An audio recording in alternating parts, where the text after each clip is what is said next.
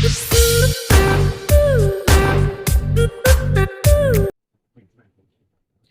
Friends, welcome to my channel. ఒక చిన్న story చెప్తాను. క్లాస్ రూమ్లో జరిగిన చిన్న స్టోరీ. టీచర్ ఉంటారు.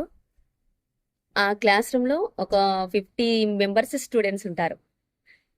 వాళ్ళకి టీచర్ ఒకటి చెప్తుంది, ఒక టాస్ ఇస్తుంది అనమాట. ఆల్రెడీ అక్కడ బెలూన్స్ ఉన్నాయి, దాంట్లో గాలి కూడా ఉంది, ఒక స్కెచ్ పెన్ కూడా ఉంది. సో బెలూన్ ఒక్కొక్కరు ఒక బెలూన్ తీసుకొని వాళ్ళ నేమ్స్ రాయమని చెప్తుంది టీచర్. అప్పుడు పిల్లలంతా వెళ్ళి ఒక్కొక్క బెలూన్ తీసుకొని ఆ బెలూన్ పైన వాళ్ళ పేర్లు రాస్తారు. రాసిన తర్వాత టీచర్ ఒక గదిలోకి 50 బెలూన్స్ని తీసుకెళ్తుంది. 50 బెలూన్స్ని తీసుకెళ్ళి మొత్తం కలిపేస్తుంది. కలిపేసిన తర్వాత పిల్లలకి చెప్తుంది, ఇప్పుడు అసలు మ్యాటర్. మీరు ఆ గదిలోకి వెళ్ళి మీ నేమ్ ఉన్న బెలూన్ని తీసుకురండి అని చెప్తుంది టీచర్. అప్పుడు పిల్లలంతా గబగబా ఉరికేస్తారు, గదిలోకి ఉరికేస్తారు. ఉరికేసి వెతుక్కోవడం స్టార్ట్ చేస్తూ ఉంటారు.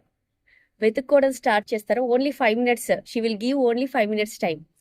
అంతలోపు పిల్లలు గదిలోకి వెళ్ళి వెతుకుతూ ఉంటారు. ఎవ్వరికి ఏమీ దొరకదు 5 మినిట్స్లో, అంత కలిపేశారు కదా. సో 5 మినిట్స్ చూస్తుంది టీచర్, వీళ్ళు ఏం చేస్తారా అని చూస్తూ ఉంటుంది. అందరూ వెతుక్కోవడమే సరిపోతుంది, కానీ ఒక్కరికి కూడా తమ పేరున్న బెలూన్ మాత్రం దొరకదు.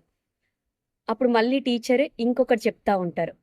సరే, ఇప్పుడు బెలూన్స్ 5 మినిట్స్ టైం ఇచ్చాను, ఎవరి బెలూన్ వారికైతే దొరకలేదు కాబట్టి మీ చేతిలో, ప్రతి ఒక్కరి చేతిలో ఒక బెలూన్ ఉంటుంది కదా, ఆ బెలూన్ పైన ఎవరి నేమ్ అవుతుందో ఆ బెలూన్ తీసుకొని వాళ్ళకి ఇవ్వండి అంటుంది. అప్పుడు వితిన్ 2 మినిట్స్లో ఎవరి చేతిలోకి వాళ్ళ బెలూనే వచ్చేస్తుంది. అంటే వాళ్ళ నేమ్ రాసిన బెలూన్ మాత్రం వాళ్ళ చేతికి అందుతుంది. సో చూడండి, ఇక్కడ ఏంటి అంటే కేవలం మన కోసం వెతుక్కుంటేనే మనకి అది దొరకదు. అంటే ఏంటిది ఇక్కడ అంటే ఆనందం. బెలూన్స్ ఇక్కడ హ్యాపీనెస్ అన్నమాట, ఆనందం అన్నమాట. బెలూన్స్ ఎవరికి వారి దొరకలేదు, ఇతరులు వాళ్ళకి వెతికించిన బెలూన్ వాళ్ళ చేతిలో ఉండి వాళ్ళకు ఇవ్వడం ద్వారా ఇక్కడ తొందరగా అందరూ ఆ 5 మినిట్స్లో ఎవరి నేమ్ ఉన్న బెలూన్ వాళ్ళ చేతికి వచ్చింది. అంటే ఆనందం చూడండి. ఒక మనమే ఆనందపడితే సరిపోదు, ఇతరుల ఆనందం గురించి కూడా ఆలోచించినట్లయితే బాగుంటుంది అని ఆ టీచర్ అప్పుడు స్టూడెంట్స్కి చెప్తుంది.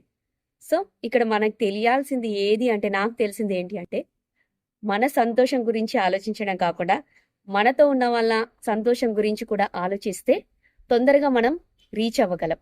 అంటే ఆ టాస్క్ని మనం గెలవగలుగుతామని ఇక్కడ టీచరు స్టూడెంట్స్కి చెప్పిందనమాట.